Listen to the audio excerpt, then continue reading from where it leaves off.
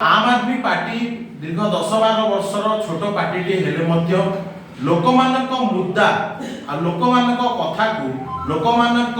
समस्या को आगु को उठे आम आदमी पार्टी आज लोक भाजन हो पारी लोक जन समर्थन आनी पारी नुआ सरकार आसी भारतीय जनता पार्टी जो भाव में मिछ प्रतिश्रुति दे लोक मान ओडिशावासी को मिछ कथा कही सरकार को आसला 5 ରୁ 6 बड़ बड़ कथा जोटा कि फपसा बाण बोली लोक मैंने जानी से रत्न भंडार कथा हो से महिला सुरक्षा कथा हो चाषी मानक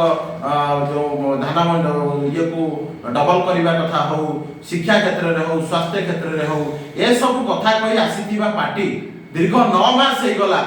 ओडिशार 4.5 कोटी लोक चाहि बसिचंती ये पार्टी ये सरकार हम पे कोन करिवो आपण माने जानिथिबे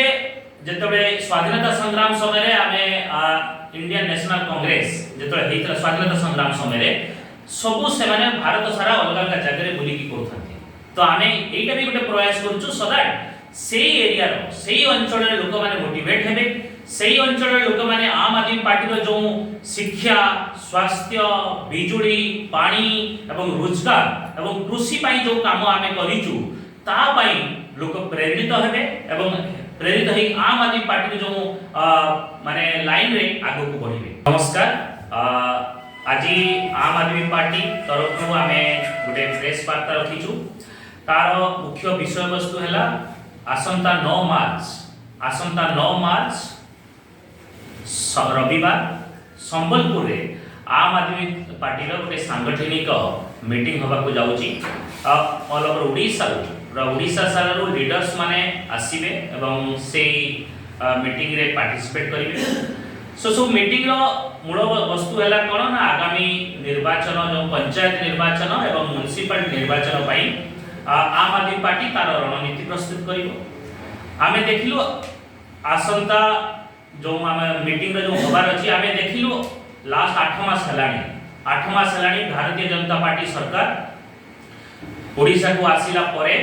तांकर जो प्रतिश्रुति देइथिले प्रतिश्रुति जागा रे प्रतारणा छाड़ा आ किछि देना ओडिशावासी जो आशार आलोक से माने देइथिले लोकन को पाई जो लोके भाबिथिले कि 25 वर्ष शासन परे बीजेपी को परिवर्तन करी कि बीजेपी को आनिबे एवं ओडिसा लोकन को पाई जो माने प्रतिश्रुति देइथिले जो लोकन को पाई जो सुभद्रा योजना का स्टार्ट करी जते सब योजना कथा कहिथिले 300 यूनिट बिजुली कथा कहिथिले ई सब योजना फेल मारिची ना से प्रतारण छडा आ किछि देना सो आम आदमी पार्टी आसंता दिन रे तार केमिति आंदोलन करिवो केमिति सांगठनिक स्तर रे मजबूत करिवो एवं जेते सब लीडर्स मानन को ताकू मोटिवेट करा जीवो कि आमे जो विकल्प राजनीति स्टार्ट करिथिलु दिल्ली रु सेटा ओडिसा रे मध्य पहुंचू आपण माने जानि चंती दिल्ली रे आम आदमी पार्टी जो वर्तमान विपक्ष रे अछि वर्तमान स्ट्रांग विपक्ष भलिया काम करूची दिल्ली रे सेही भलिया आमे ओडिसा रे भी मध्य ओडिसा ता केही नाहांती ओडिसा रे गोटे शून्य विपक्ष एठी ओडिसा रे नाहांती कले चले एवं सेही विपक्ष जो शून्यता पूरण करिवो आम आदमी पार्टी एंड आम आदमी पार्टी तार रणनीति तार संगठनिक मजबूत एवं आगामी निर्वाचन पाई जो सब आमर स्ट्रेटेजी आमर सब प्लानिंग आमे 9 मार्च रे सब राज्य सभापति निशिकांत महापात्रंकर अध्यक्षता रे एवं राज्य रो जो सांगठनिक स्तर रे जिल्लार सभापति माने रहिबे एवं सब लीडर माने सेतिर उपस्थित रहिबे एवं गोटे इंटरेस्टिंग कथा लागिथरो आमे प्रथम थर पई भुवनेश्वर बाहर गोटे मीटिंग करूछु आपण माने जानिथिबे जेतबे स्वाधीनता संग्राम समय रे आमे इंडियन नेशनल कांग्रेस जेतबे हेतरा स्वाधीनता संग्राम समय रे सबु से माने भारत सारा अलग अलग जगह रे बुली की करथांती तो आमे एटा भी गोटे प्रयास करछु सो दैट सेही एरिया रो सेही अंचल रे लोक माने मोटिवेट हेबे सेही अंचल रे लोक माने आम आदमी पार्टी रो जो शिक्षा स्वास्थ्य बिजुली पानी एवं रोजगार एवं कृषि पाई जो काम आमे करिचु ता पाई लोक प्रेरित हेबे एवं प्रेरित होई आम आदमी पार्टी जो माने लाइन रे आगो को बढ़िबे तो सेही पाई प्रथम थर पाई आमे संबलपुर रे करूचु भुवनेश्वर राजधानी रो बाहर रे कि आमे मीटिंग करछु एवं आगामी दिन रे मध्य ओडिसा रे कोण अनुकूल रे सब जोनाल वाइज आमे मीटिंग करिया पई मध्य प्रतिबद्ध अछु। तो आम आदमी पार्टी रो आगामी दिन रे जो रणनीति अछि ता विषय मु आपन समस्त को जणैली। आउ या विषय आउ किछि कहबे मुखपात्र सोमनाथ राउत तांको विषय से उपस्थान को आपण मानक माध्यम रे सारा ओडिसा वासी को हमें कहि रखिबा पई चाहूछु। आम आदमी पार्टी जो पार्टी लोक मानक स्वार्थ पई देशर स्वार्थ पई एवं साधारण गरीब खटिकिया दिन मजुरिया लोकर हितरे पार्टी तैयारी